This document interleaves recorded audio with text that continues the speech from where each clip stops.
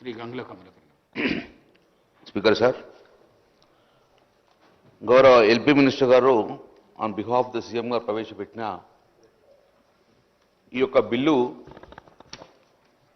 నిజంగా ఈ బిల్లు గిట్ట పాస్ అయి ఈ రిజర్వేషన్ అమలై 42% రిజర్వేషన్ అమలై మా యొక్క వెనుకబడిన కుల జాతులందరికీ కూడా రాజకీయంగా, ఉద్యోగపరంగా, విద్యాపరంగా 42% రిజర్వేషన్ వస్తే ఎక్కువ సంతోషపడిలో మొదటి వరుసలో వ్యక్తిని గంగుల కమలాకర్ సార్. మా పార్టీ పక్షాన కూడా మేమందరం కూడా ఈ బిల్లు పాస్ కాయి తర్వాత ఎలాంటి న్యాయమైన చిక్కులు లేకుండా మాకు రాబోయే కాలంలో 42% రిజర్వేషన్ తోటి అటు మున్సిపాలిటీ కానీ ఇటు పంచాయతీరాల్లో కానీ మేమెంతో మాకు అంత వాటాగా రిజర్వేషన్ వస్తే మా ఎలక్షన్లలో నిజంగా ఇది అయితే గిట్ట చాలా సంతోషపడే వ్యక్తం చేస్తాం అధ్యక్ష. ఎల్పీ మినిస్టర్ గారు కూడా ఒక మాట అన్నారు, మీరు సూచన సలహాలు ఇవ్వండి, గతంలో మీరు ఇచ్చారు, ఈసారి కూడా ఇవ్వండి అన్నారు. గౌరవ ముఖ్యమంత్రి గారు ఇక్కడ ఉన్నారు. ఆ రోజులంగా మీరు మార్చిలో బిల్ పెట్టినప్పుడంగా బిల్ 3, బిల్ 4 పెట్టినప్పుడంగా సంపూర్ణంగా స్వాగతించినాం. సంపూర్ణంగా దాన్ని ఏకపక్షంగా అందరు నిర్ణయం చేసుకొని ఈ బిల్లు పంపిన అధ్యక్ష. ఆ రోజు కూడా మమ్మల్ని సూచనలు అడిగారు, మేము కూడా సూచన క్లియర్ చెప్పినాం. ఏమని చెప్పినాం క్లియర్గా? గౌరవ ముఖ్యమంత్రి గారు చెప్పారు, మీరు కూడా రండి, నేమ్ కూడా మెన్షన్ చేశారు, గంగుల కమలాకర్, శ్రీనివాస్ యాదవ్ మీరు కూడా రండి, అఖిలపక్షం తీసుకెళ్దాం, ఈ బిల్లు ఒత్తిడి తీసుకెళ్తాం అంటే yes sir will come with you అని చెప్పాము అధ్యక్ష. ఆ రోజు మార్చిలో 3 బిల్లు 4 ఈ పంపినప్పుడంగా మేము ఒకటే చెప్పాము, ఈరోజు శాస్త్రీయ పరంగా చెయ్యండి, శాస్త్రీయ పరంగా చేస్తే సక్సెస్ అయిన రాష్ట్రము తమిళనాడు, అశాస్త్రీయంగా చేయడం వలన ఫెయిల్ అయిన రాష్ట్రాలు బీహార్ కానీ, మధ్యప్రదేశ్ కానీ, యూపీ కానీ అశాస్త్రీయంగా చేయడం వలన కోర్టుతో మొట్టికాయలు వేయడం వలన అది రివర్స్ తిరిగొచ్చింది అని మనం కూడా శాస్త్రీయంగా పోదాము, దయచేసి వెనుకబడిన కులాలను మోసం చేయొద్దు అని చెప్పేసి శాస్త్రీయంగా చేయాలని చెప్పి ఆ రోజుగా ఇదే సభలో మీద చెప్పడం జరిగింది అధ్యక్ష.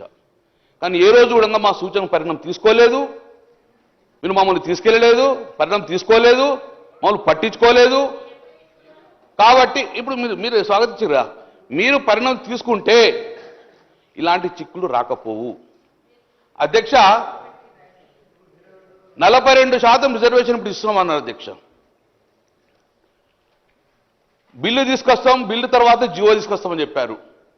నేను గౌరవ ముఖ్యమంత్రి సూటిగా అడుగుతున్నాను, ఈ రాష్ట్రం యొక్క అసెంబ్లీ తీర్మానం చేసిన తర్వాత బిల్లు పాస్ అయినాక జియో ఇవ్వాలంటే మరి ఈ 22 నెలలు ఏం చేసిండ్రు? మరి అప్పుడే మీ ప్రభుత్వం ఏర్పడిన తర్వాత 6 నెలలు ఇస్తామని చెప్పి కామన్ డిక్లరేషన్ ఇచ్చింది కదా, అదే రోజు మీరు జియో వచ్చి ఎన్నికలకు పోవస్తుండే కదా, మరి ఎందుకు జియో వేయకుండా సుమారు 6 కమిటీలు వేసిన అధ్యక్ష. నేను ఒకటి వరుసగా మీరు చెప్తున్నా అధ్యక్ష, మీరు నిజంగానే ఈ రోజు కార్యక్రమం చేసే విధంగా అప్పుడే చేస్తే గిట్ట మీరు ఈ జియో నెంబర్ 26 తీసుకొచ్చిండ్రు. జియో నెంబర్ 26 మార్చి 2024 తీసుకొచ్చారు. బ్యాక్వర్డ్ క్లాస్ డిపార్ట్మెంట్ నుంచి జియో ఇష్యూ చేసిన అధ్యక్ష. ఆ జియోలో క్లియర్గా రిజల్యూషన్ పాస్ చేసినాం, కులగణన సర్వే చేస్తామని చెప్పేసి చేయడం అధ్యక్ష. ఈ జియో నెంబరు బీసీ కమిషన్ ద్వారా వచ్చింది 26. దాని తర్వాత బీసీ కమిషన్ మాయమైంది, లేదు బీసీ కమిషన్.